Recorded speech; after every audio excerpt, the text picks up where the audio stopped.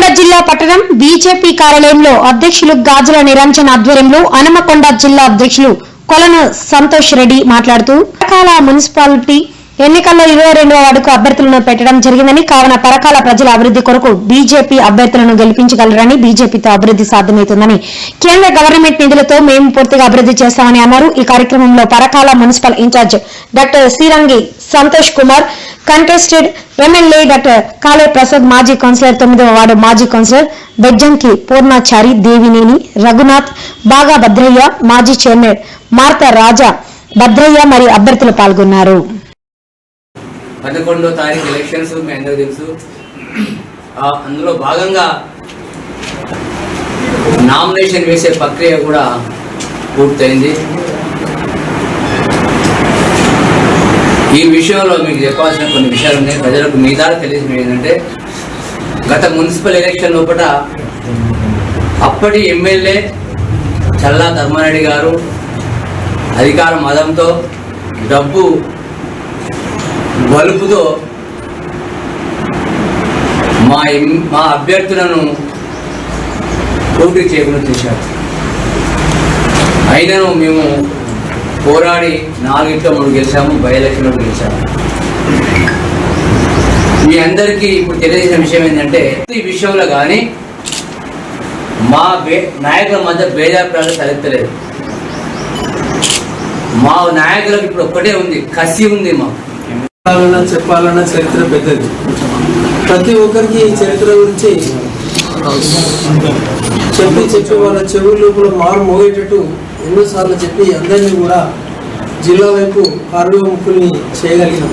కానీ దురదృష్టవశాత్తు సాధించలేకపోయింది. అందరూ అనుకునేట్టుగా పరకాల చాలా కష్టంలో ఉన్నది. పరకాల అభివృద్ధి లేదు.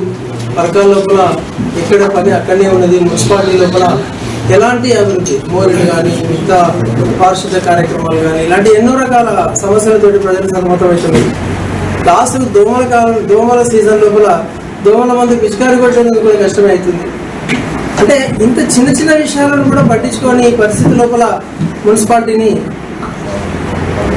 అధికారం అయితే వచ్చింది కదా అని చెప్పేసి వాడుకొని వదిలేసింది. ఒక పార్టీ నుంచి అధికారం తెచ్చుకున్నారు, మళ్ళీ తెల్లారి పార్టీలు మారగానే మళ్ళీ అటు మారింది. విజయం సాధించినట్టుగా మేము భావిస్తున్నాం. ఎందుకనంటే మాకు 22 ప్లేసెస్లలో కాంటెస్టెడ్ పర్సన్స్ ఉన్నారు కనుక అందులో ప్రతి ఒక్కరు కూడా నిజాయితీగా పార్టీ కార్యకర్తలుగా పనిచేస్తున్న వ్యక్తులే తప్పితే ఎక్కడి నుంచో మైగ్రేట్ చేసి తీసుకొచ్చి పెట్టిన అభ్యర్థులు కాదు.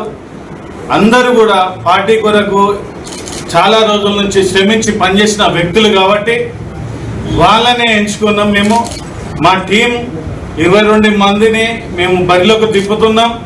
పరకాల ఇన్ని రోజులు విలవిలలాడుతున్నది. పరకాల పట్టణం ఒక వ్యాపారవేత్త చేతుల ఇన్ని రోజులు ఎమ్మెల్యే తను ఒక వ్యాపారం కానీ అనే ఒక భూ దందాల సామ్రాజ్యంగా వ్యవహరించిండు. కాబట్టి చల్ల ధర్మారెడ్డి పరకాలను నిర్లక్ష్యం చేసిండు. అదే నిర్లక్ష్యాన్ని ఈసారి తూడ్చిపెట్టేందుకు మేము 22 మంది అభ్యర్థులను బరిలోకి దింపినాం.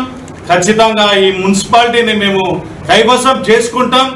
డబ్బు సంచులతోని ఎంతమంది దిగినా కానీ, అభ్యర్థులుగా వచ్చిన ఏ వ్యక్తి వచ్చినా కానీ ఆ వ్యక్తి యొక్క పని భర్తం పడతామని